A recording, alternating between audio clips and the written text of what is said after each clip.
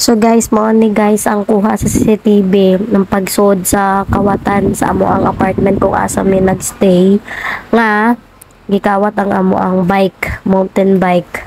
So na siya iya pang gi-check kung abli ba ang dako nga gate. So sarado man dito siya sa gamay na gate. Niya kay abli man day ang gate na gamay, so dire-diretso siya.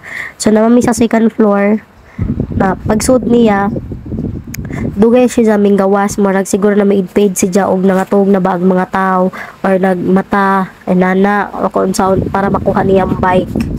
And then taud-taud jud siya nga wa pa ming gawas ana kay na maidpaid palagi na si Jack. Ya, antod sa ning gawas sa siya dala na niya ang bike. Ayan no. Dala na niya.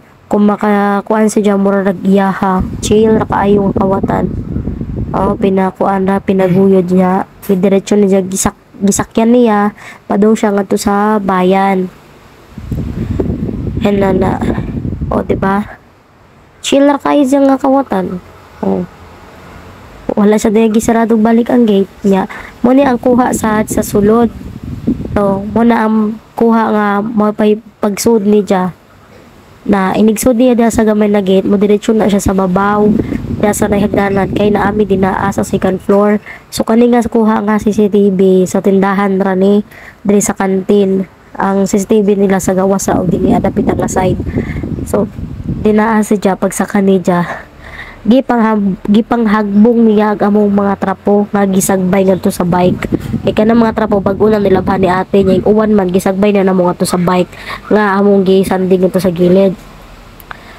Way po angod do, gipasaan na niya ang among bike. So, duda na mo, nga sige na dyan na siya ari sa apartment na maid-paid ba, giplanuhan na niya sa pagkuha niya sa bike. Kahit pagsud niya sa gate na gamay, diretso man siya dayon sa babaw, sa second floor kung asa dapita ang bike na nakabutang. So, nakagsige na dyan na siya ari na maid-paid na dyan na, giplanuhan na dyan na niya tanan.